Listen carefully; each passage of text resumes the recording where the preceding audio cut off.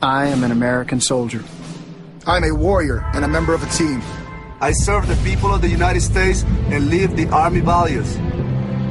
I will always place the mission first. I will never accept defeat. I will never accept defeat. Quit. I will never leave a fallen comrade. I am disciplined. I am disciplined. Physically and mentally tough. Trained and proficient in my warrior tasks and drills. I always maintain my arms, my equipment, and myself. I'm an expert and I'm a professional. I stand ready to deploy, engage, and destroy the enemies of the United States of America in close combat. I am a guardian of freedom and the American way of life. I am an American soldier. I am an American soldier. I am an American soldier. I am Army Strong. There's strong, and there's Army Strong. See what it takes at GoArmy.com.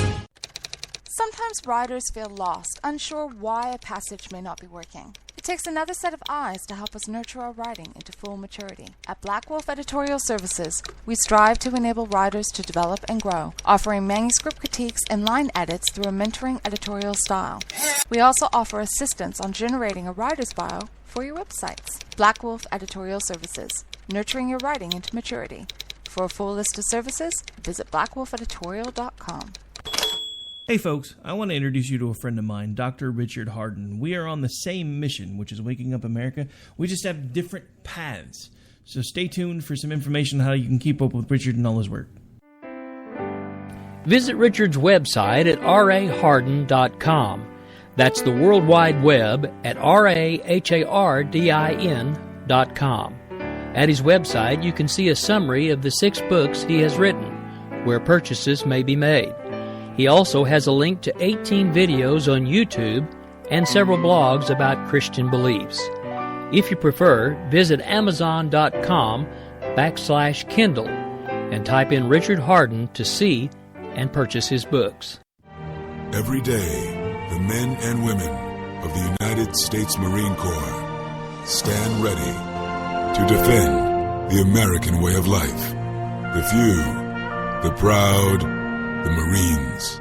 The following message contains a special offer for listeners of this station. Are you a man over 40? Are you constantly looking for the nearest bathroom? Do you wake up multiple times a night to use the bathroom? Right now, Perfect Prostate is sending out free bottles of their groundbreaking new formula to listeners of this station. Perfect Prostate Formula was developed by medical doctor Mitchell Fleischer, and its ingredients have been clinically studied to reduce your frequent nighttime bathroom visits and promote healthy urine flow. Right now, preferred customers get their first bottle of Perfect Prostate absolutely free. There's nothing to lose. Perfect Prostate is guaranteed to reduce that constant urge to use the bathroom, especially at night, and promote healthy urine flow. Don't wait. Call now for your free bottle. Just pay shipping and processing. Dial 1-800-675-0251. That's 1-800-675-0251. Supplies are limited. One free bottle per household. Call now. Dial 1-800-675-0251. That's 1-800-675-0251.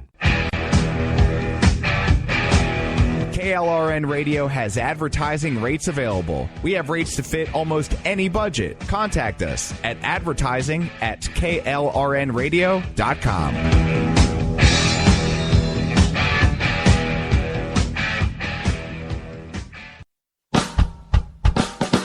You're listening to the Spark Radio Network, internet radio like you've never heard before.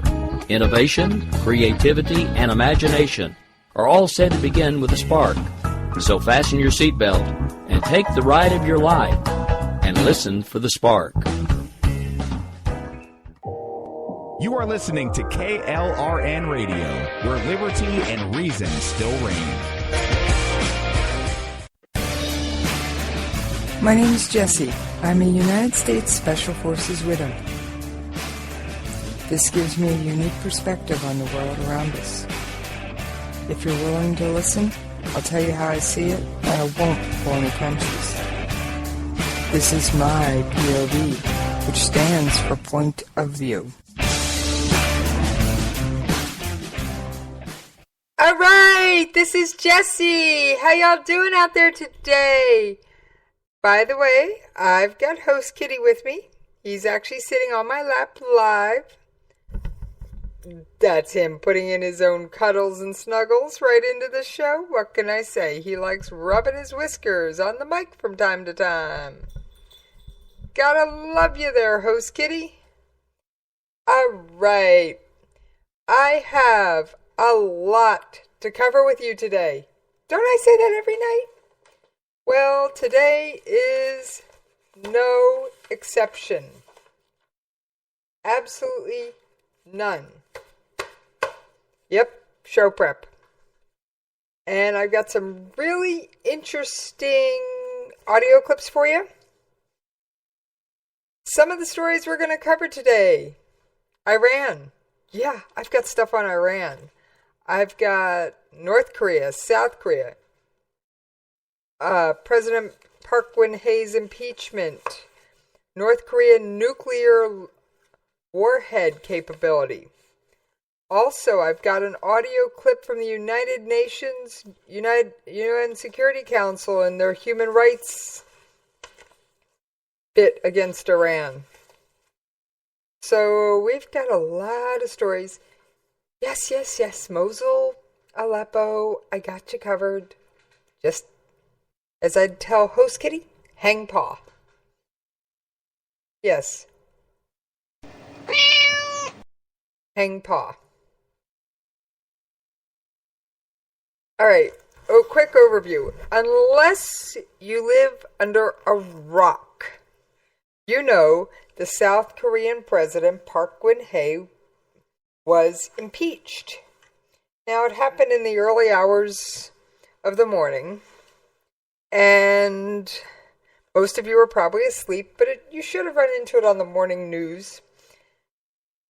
But that's not the only thing going on over in the Koreas.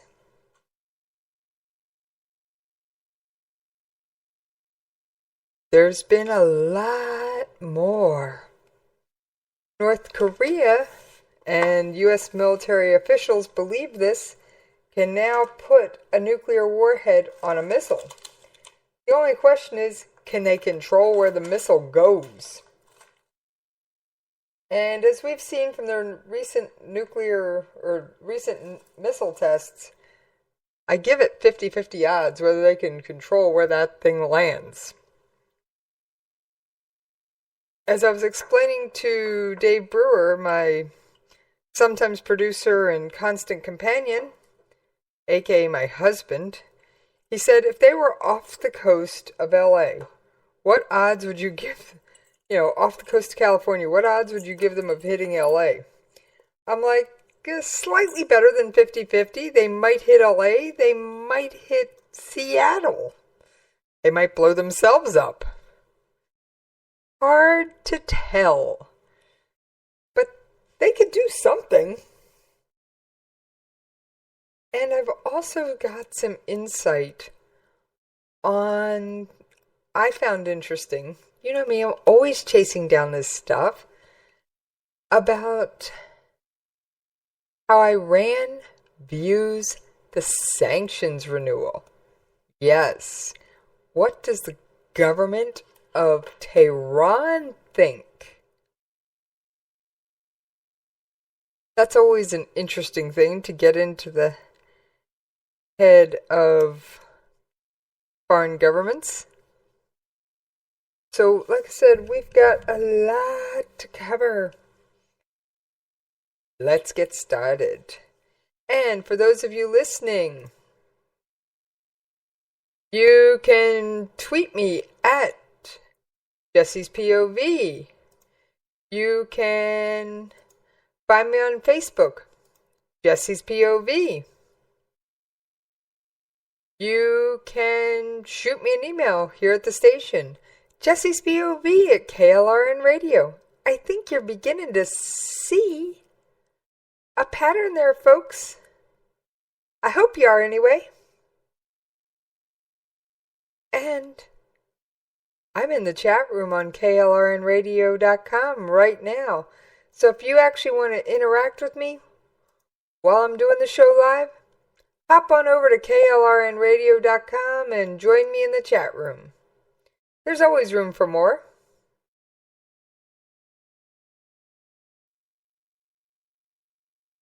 So, getting started. Let's start with Park Geun-hye. If I can stop knocking things off my desk. South Korea's parliament Friday passed a motion to impeach President Park Geun-hye over her alleged link to a corruption scandal involving her confidant that has paralyzed the government for the past several weeks. The motion was passed with the approval of 234 lawmakers from the 300-seat National Assembly, meeting the minimum requirement of 200. The passage suspends all presidential authority as the head of state before the Constitutional Court announces all of the president's authority as the head of state before the Constitutional Court announces its review. In other words, the Constitutional Court in South Korea, their equivalent of our Supreme Court, has to look over this. While 299 lawmakers joined the anonymous vote, 56 lawmakers voted against the impeachment while 2 abstained. 7 votes were considered invalid. Although the president's duties will be suspended, state affairs must be carried out. For the past month, state affairs have been virtually paralyzed. Since the impeachment motion has passed, the confusion must end.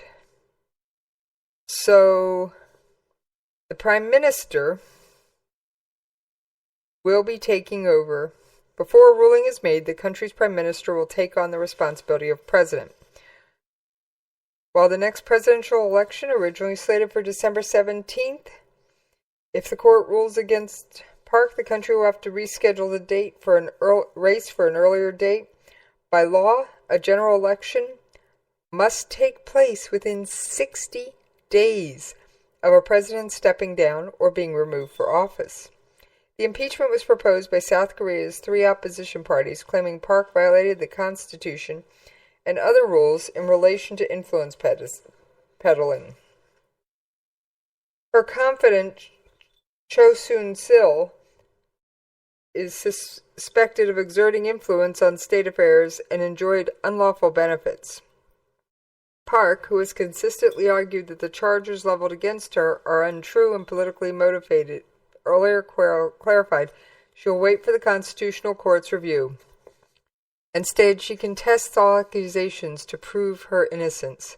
The remarks indicate she will not step down from her post voluntarily. The impeachment of Park is only the start of normalizing the country. Park should give up everything and make the decision to accept the voice of the people and Parliament. And, for the record, her popularity, it's lower than Congress's. Yeah, it is lower than the United States Congress. It is at 4%. Yes, I said 4%. Single-digit number, guys. Single-digit number. Lawmakers added that Park refused to faithfully cooperate with prosecutors' investigation, while prosecutors earlier said the president was an accomplice of Cho. Park's attorney said the investigation was only based on imagination and conjecture, and refused the request for face-to-face questioning on her role in the scandal. This is regrettable and unfortunate incident for our history. The confusion in state affairs must end here, said Representative Chung Jin-suk, the floor leader of the ruling Saenuri Party. Representative Kim Moo-sung, former head of Saenuri, said he will silently await the Constitutional Court's verdict. So, South Korea, a little bit of turmoil. They don't have they have a constitution, but it doesn't provide for immediate succession like ours does. If the U.S. president steps down, we know who's filling that spot. We don't even have to blink an eye. The vice president.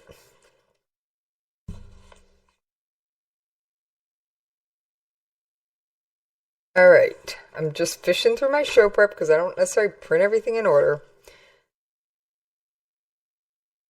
Okay, so why does this matter? South Korea is a regional ally. It's a very stalwart ally. Should a liberal government come in after the aftermath of Park's ousting, changing priorities, it could swing the balance in the region. North Korean dictator Kim Jong-un has been quiet on this whole thing. He's letting Park get stewed and getting a lot of domestic points in North Korea by going, look at how bad the South Korean government's doing. Trust me. Now, of course, there's THAAD, Terminal High Altitude Aerial Defense or something like that. It's an anti-missile system that is supposed to deploy in South Korea in the next year or so. Oh, by the way, Park's approval is now up at 5%. However, 81% of those polled supported her impeachment. If and when THAAD deploys, we can expect some serious economic and security countermeasures. Depending on timing, this could be the first problem a new South Korean leader faces. So, like I said, you see how this fits in? Now, since we mentioned Kim Jong-un,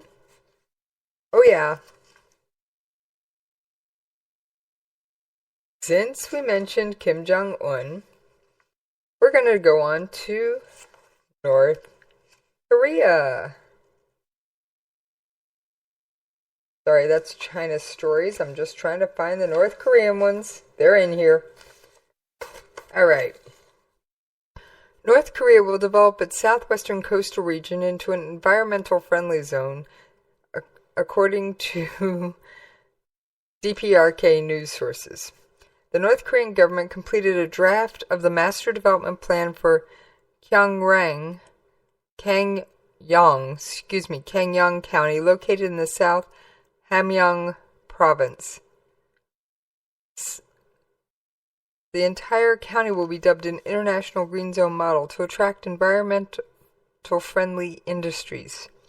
Also included in the master plan is the development of the region's tourism industry, as well as renewable energy sources. The move comes after North Korea leader Kim Jong-un called for the construction of zero-energy, zero-carbon buildings in July.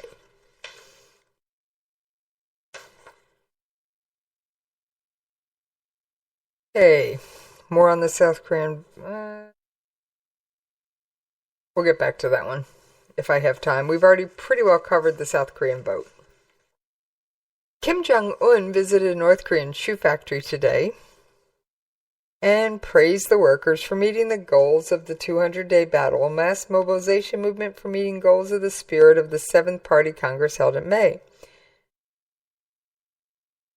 Remember, all production in North Korea, the DPRK, is state-planned. Now, there are what I'm going to refer to as gray markets. What's a gray market? It is a market, an underground type of economy where regular North Koreans barter, avoiding the cash. Okay? They basically just barter. Hey, you've got some eggs, I've got some butter, let's trade.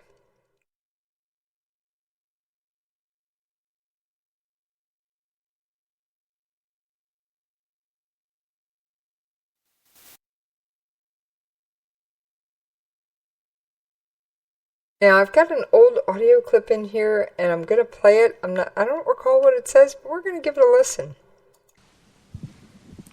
Thank you, Secretary Carter and Minister. Yes.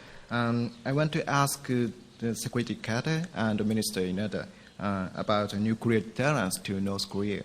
Do you, Secretary Carter? This was asked of the Secretary of Defense on his recent trip to Japan about deterring North Korea from pursuing nuclear weapons. I'm going to say this is a little too late, but let's take a listen anyway. I like his answer. Do you support the adopt no first use policy to deter North Korea? Well, first, with respect to extended deterrence, as I said just a moment ago, our commitment to extend deterrence via the nuclear umbrella to our ally in alliance circumstances is unchanged, and we are continuing to build the capabilities to go along with that continuing extended deterrent, and that is important in a number of respects, but one in particular in the respect that you cited, namely to deter aggression from North Korea, which is an interest we strongly share, and therefore an interest of the alliance. And so the nuclear umbrella will continue. And I don't know whether you wanted me to say something about that, or is that? I'm happy to say something about that. That is an alliance a decision of the as any such decision would be. And as we talk about future capabilities, we'll talk about all kinds of capabilities. But again, these are kind of decisions that we, like everything else we do as an alliance. All right, so it's an alliance issue, and that shows how strongly things in South Korea can affect U.S. national security. Because if the lunatic to the north, Kim Jong-un, and North Korea can actually aim and target and effectively deploy a nuclear missile. Now remember, some of their missiles that they've launched this year have traveled into Japan's economic zone and splashed down in that far, up to approximately 500 kilometers, recalling off the top of my head. North Korea now has the capability to launch a nuclear weapon, according to a senior U.S. military official. While the U.S. believes Pyongyang can mount a warhead on a missile, it's not clear it can hit a target. It appears that North Korea can mount a warhead on a missile, but they may not have the re-entry capabilities for a strategic strike. That would include the ability of the weapon to get back through the atmosphere without burning up, and the ability to hit the intended target. The Pentagon continues to revive its contingency plans regarding a North Korean strike, according to the official, who was not authorized to discuss this publicly. It's the threat that keeps me awake at night, primarily because we don't know what Kim Jong-un is really after. Truthfully, they have the ability right now to be able to deliver a nuclear weapon. They're just not sure about re-entry, and that's why they continue to test their systems. U.S. officials have steadily expanded their assessments of Pyongyang's nuclear abilities. Admiral William Gortney, then head of the U.S. Northern Command, said in March that Pyongyang may have figured out how to make a nuclear warhead small enough to fit on a long-range missile. Under Kim Jong-un, who rose to power following his father's death, the country has had a series of technical breakthroughs. So, if you're a regular listener to the show, you know they can launch a missile. They just may not land where they intended. And while we're on the subject of North Korea, I've got an audio clip from today because North Korea was mentioned in the UN Security Council for their human rights abuses. And a number of issues, we're going to there's a number of speakers here. We're going to go through them one at a time. The first is Andrew Gilmore, Assistant Secretary General for Human Rights. There's been no improvement in the appalling human rights violations in the country. The nature and scale of the violations occurring in the DPRK thoroughly underscore the link between human rights and peace and security. Okay. There are satellite images, and if you listened to the show last night, and if you didn't, it's on iTunes. Go grab it.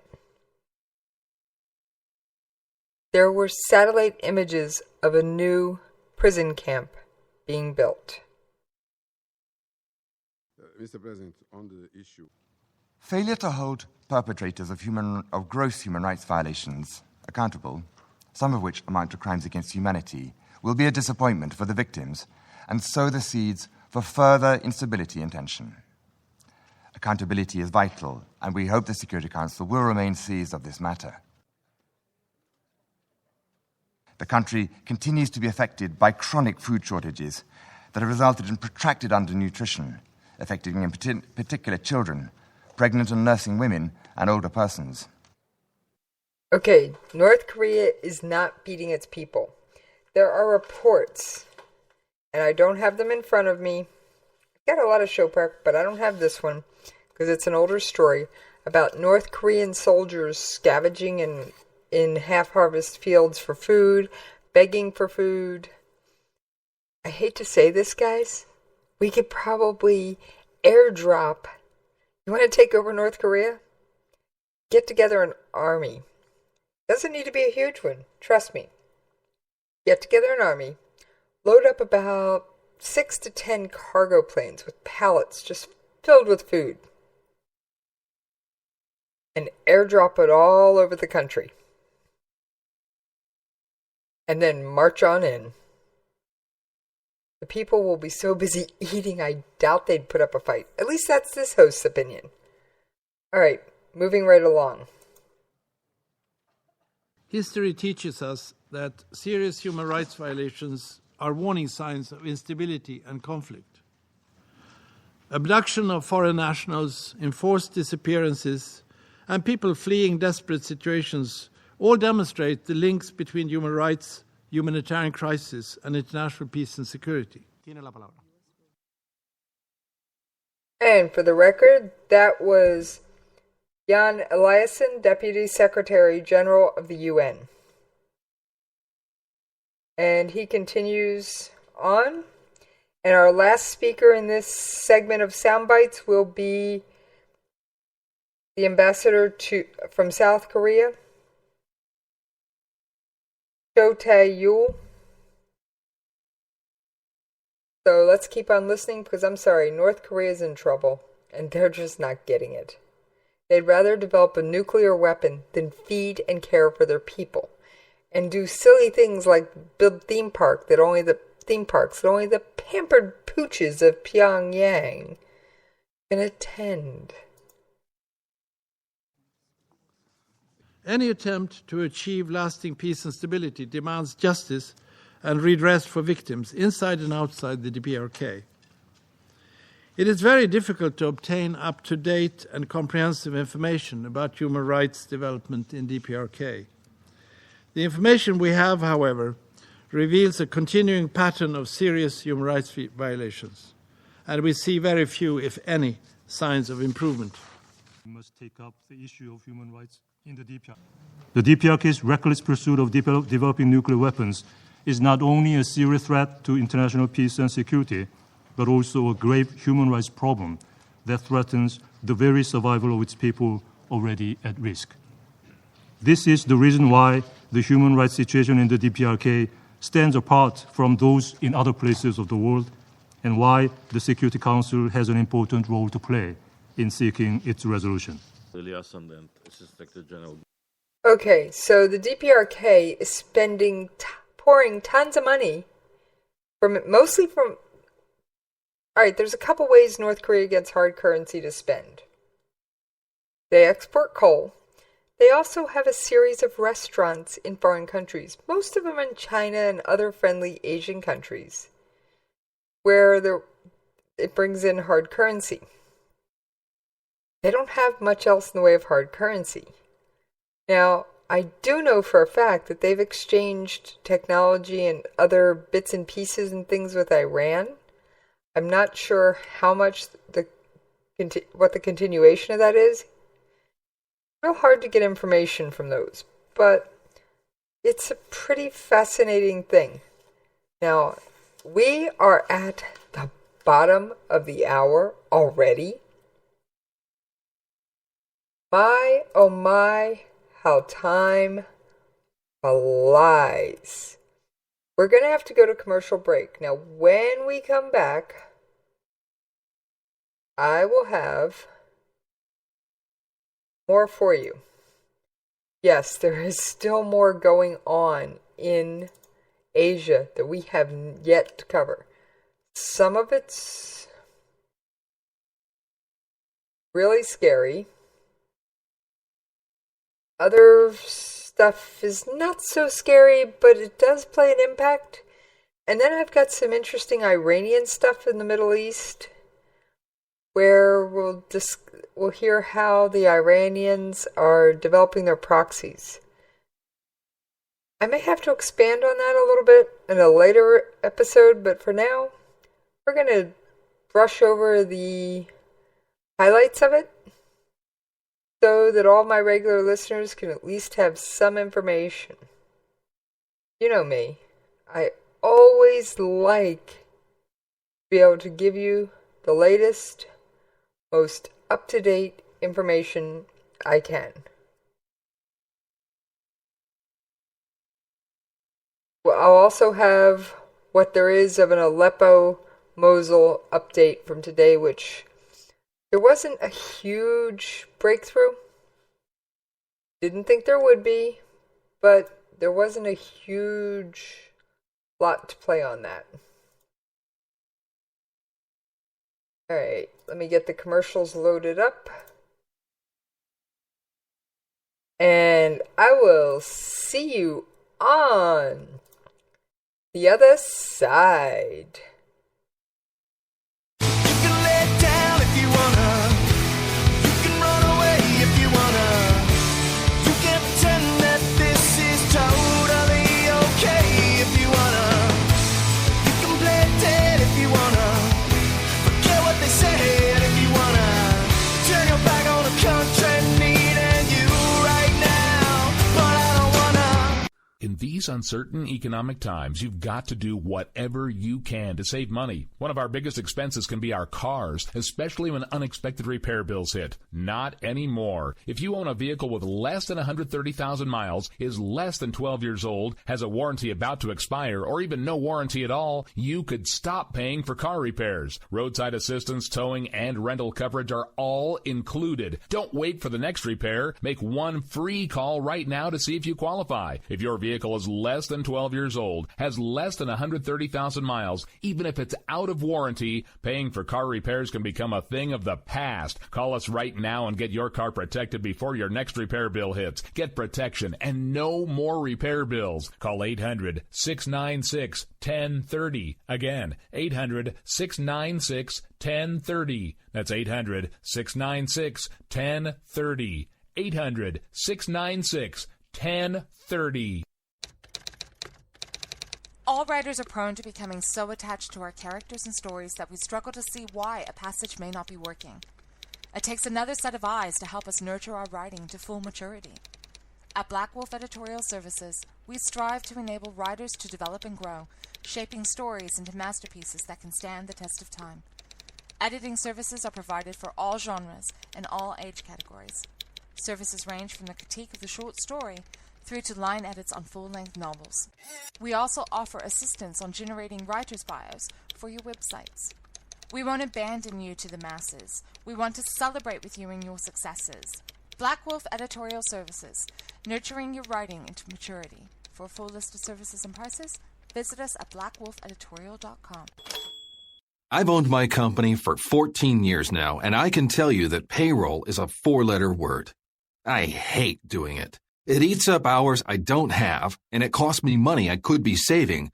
But my accountant's too expensive, and I'm not sure who to call, but I know I need help. We're Paychex, and we take all the hassles out of small business payroll. We save you time and money. It's easy. Call, fax, or give us your payroll information securely online, and we take care of the rest. We calculate the correct taxes, manage payments and direct deposits. We even send out your checks. Payroll doesn't need to be a 4-letter word anymore. We're so sure that we can save you time and money that we'll give you a month's payroll free. Just for calling 877-757-2782. Get 1 month's payroll for free. Call Paychex right now. 877-757-2782. That's 877-757-2782. KLRN Radio has advertising rates available. We have rates to fit almost any budget. Contact us at advertising@klrnradio.com.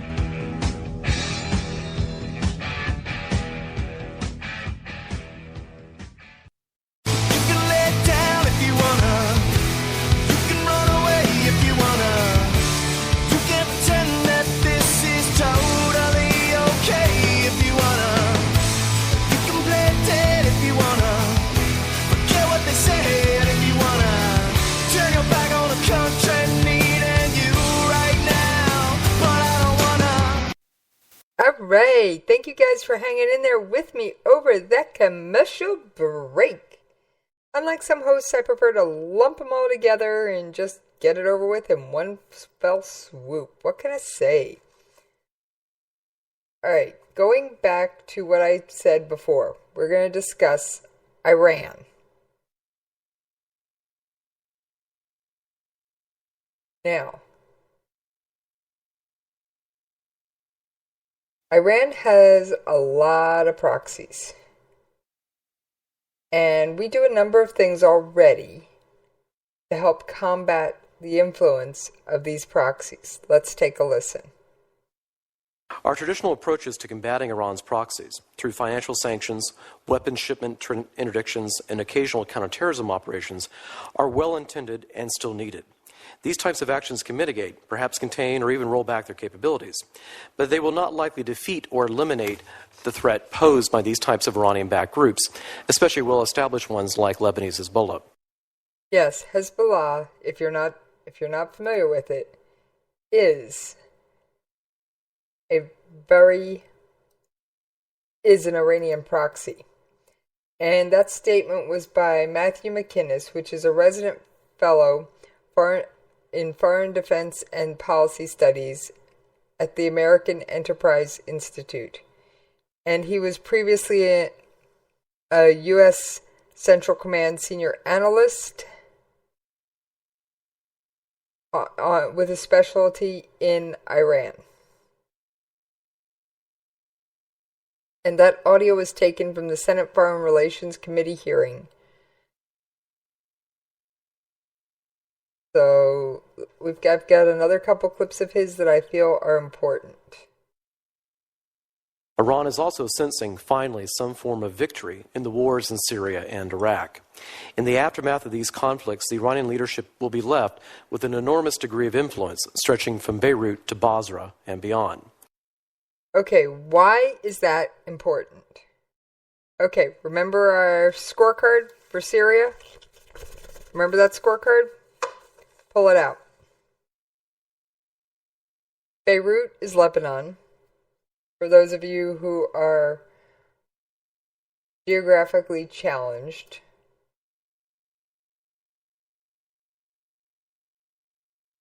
Alright, so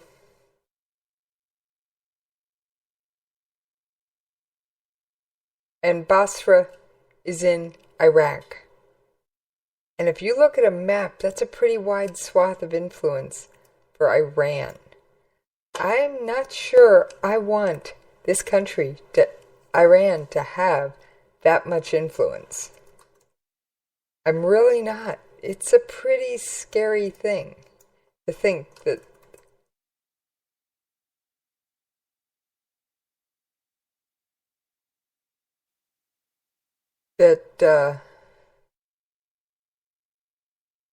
a dictator in Iran, yes,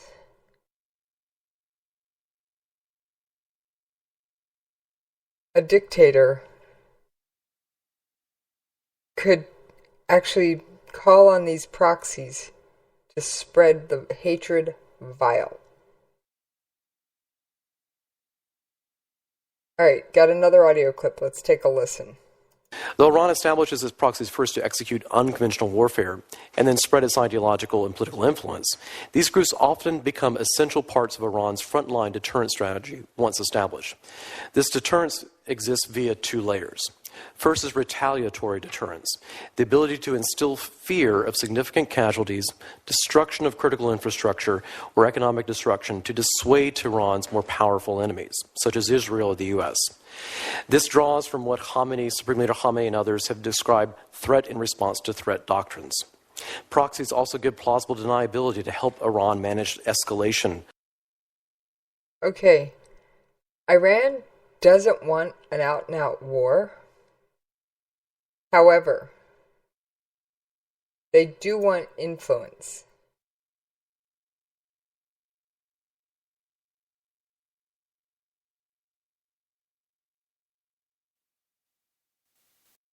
So they're willing to do whatever they can to gain these proxies, convert these proxies into groups that will swear allegiance to them, follow their beliefs, etc.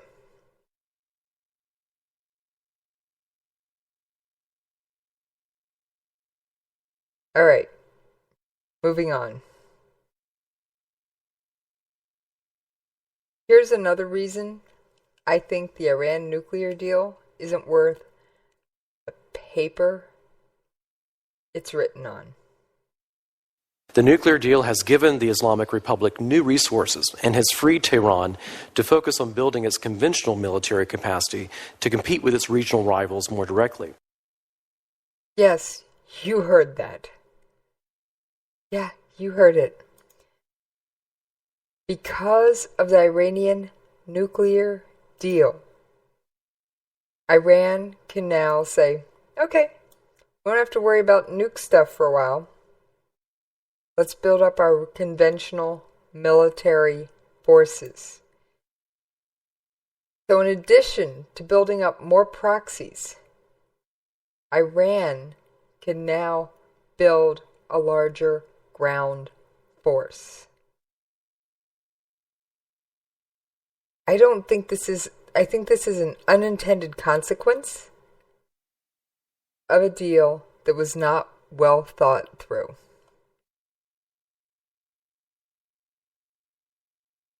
Alright, as promised, I do have a very interesting story I tripped over. I don't have any audio to go with this one, about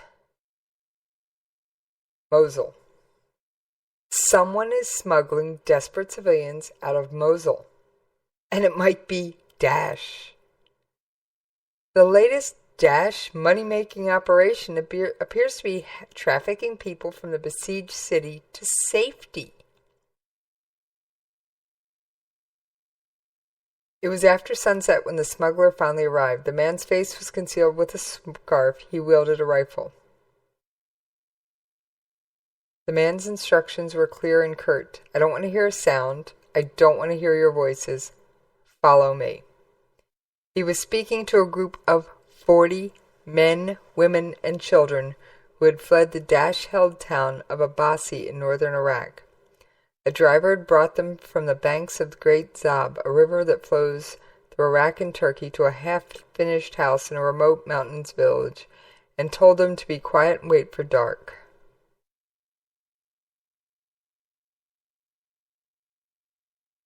From a refugee camp 25 miles south of Erbil in Iraqi Kurdistan. Here's how one of the refugees described his escape from Daesh's self-declared caliphate. Before the smuggler would take them anywhere, he wanted payment. The group doled out $200 per person above the age of 12. A significant sum in a country where the average monthly salary is around $600. With $5,000 worth of curled up notes in his pocket, the smuggler led them under the cover of darkness. We walked for 11 hours, me with my 5-year-old daughter in my arms.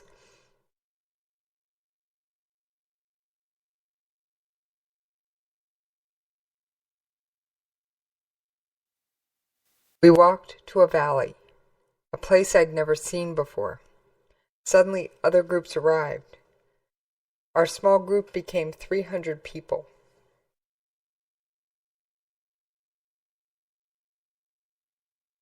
And People were soon, after several more hours of walking, they were soon deposited outside a refugee camp outside the city of Mosul. Daesh has worked to deter would-be migrants and their enablers. Daesh also mined the territory to prevent civilians from fleeing months before the Mosul offensive was launched. Those mines, however, are one of the main reasons some suspect smugglers have ties to Daesh. Refugees consistently report that the smugglers were not just armed, but skilled at maneuvering the minefields known to have been planted by the group. Documents retrieved from the town of Sirkhat, 50 miles south of Mosul, show that among the town's prison detainees were individuals accused of smuggling out families. Documents do not record penalties, but several refugees in the Baga camp outside Erbil said those caught while attempting to flee were required to pay a fine of at least $500. If I was caught a second time, they said they would execute me. Ibrahim Hassan Muhammad from Hawaji said he heard Daesh members had ambushed families attempting to cross the river. For us, there were three possibilities: get caught in a trap and be arrested, die stepping on a mine, or reach the Peshmerga front line. For smugglers, the stakes of being are even higher. The price of being caught is almost always death.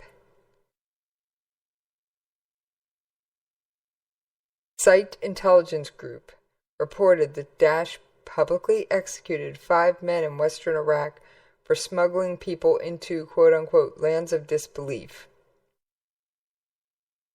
A British Daesh fighter said the group is aware of the rampant smuggling of people in and out of its territory. Much of the smuggling activity, he explained via a messaging app, was being carried out by local Iraqis looking to make money. Everyone is trying to stop it. He added, declining to comment on whether local smugglers might be assisted by Daesh members. The United Nations ethical standards don't normally allow it to condone smuggling of people. However, it's compelled to be more accommodating in this context because for some, it is truly the only way out. No one knows for sure, and I doubt we will until this mess is truly cleared up, what is really happening. Unsurprisingly, the refugees themselves don't ask many questions about their smugglers' identities. Most say they obtained the relevant contact information from others who had escaped successfully. Those displaced from Hawija, for instance, recall that they first heard of people being smuggled out of Daesh territory in 2014, soon after the group captured the town, when government employees and members of the Iraqi security forces fearing execution began to flee. As the situation worsened, displaced residents said even more people started relying on the same smugglers who assisted in those early days. We learned about them from person to person. None of us knows who they really are. Smugglers in the so-called caliphate work differently depending on geography and the military situation. One refugee described being smuggled out of extremist groups' territory by a petrol salesman who hid him in the back seat of his car. Another man paid $2,400 to get his wife and 3 children out of Mosul, with a smuggler driving his family all the way to Syria to avoid crossing Iraqi security forces' front lines.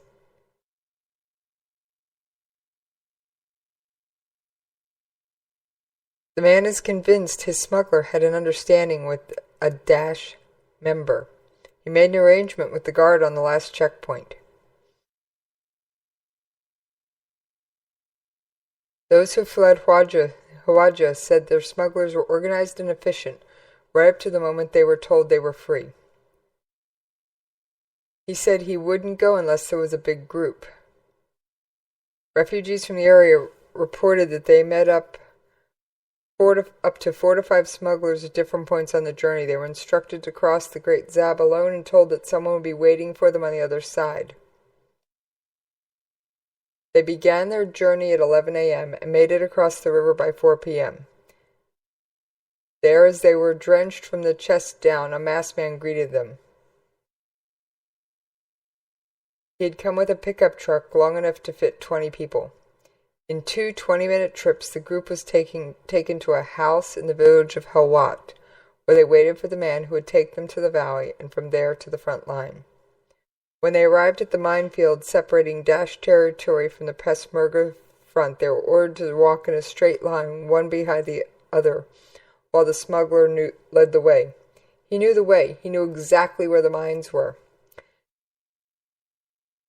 After hours of walking, weak with thirst and hunger, they saw the lines of the Peshmerga front line. He told us, "You're safe. Now go." So could Daesh be smuggling people out of Mosul just to make money? I wouldn't put it past them.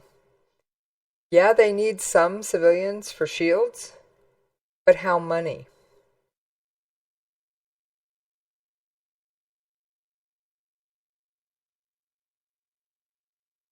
And Iraqi police forces battled Daesh south of Mosul. And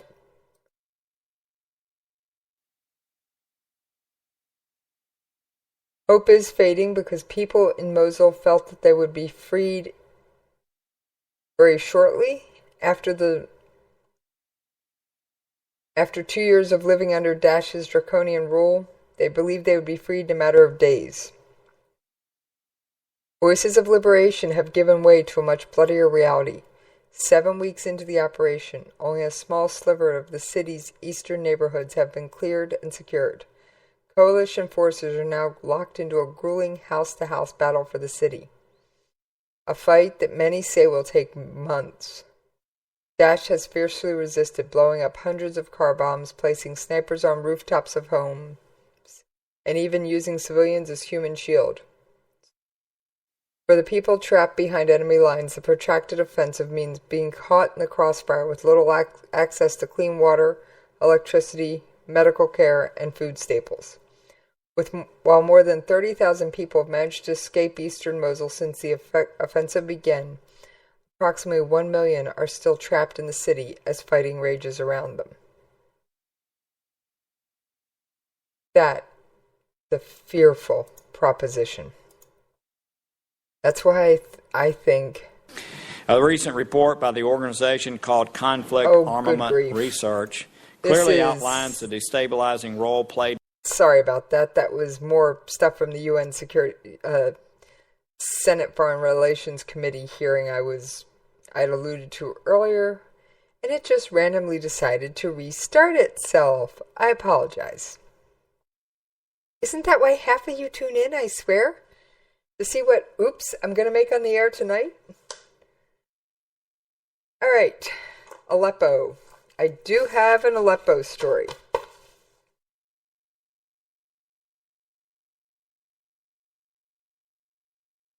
Give me a minute to fish it out.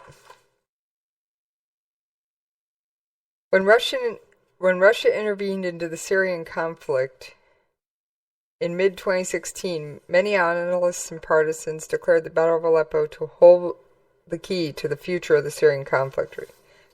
Decisive victory, one way or another, re-establishment of a military stalemate would dramatically alter the course of the conflict and the possibilities of a political solution, no matter how flawed or unjust. As 2016 draws to a close, the Russian-led intervention into Aleppo has led to virtually the entire city falling under control of regime-aligned forces. What's next? While sound prediction and analysis is challenging, I believe the city will eventually be entirely state-controlled again.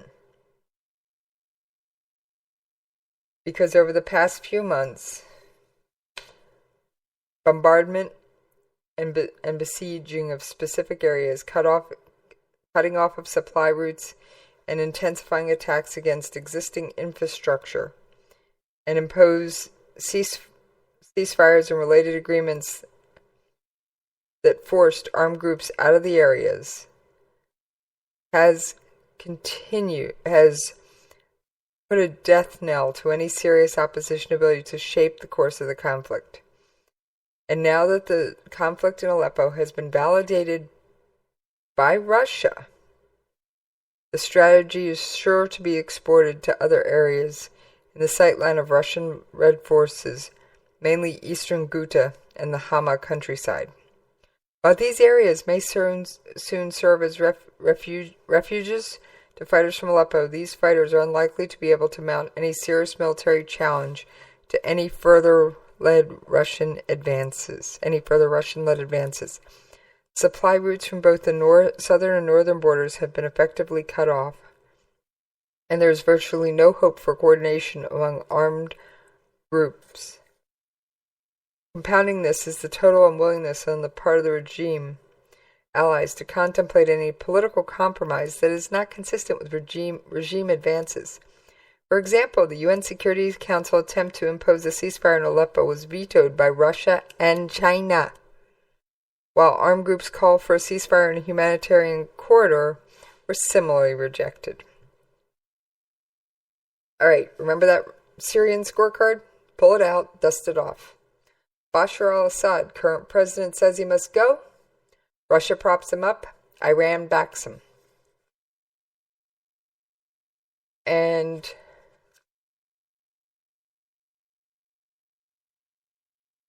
we are almost out of time. I'm looking to see if there was any story I really wanted to get to, but have yet to bring up.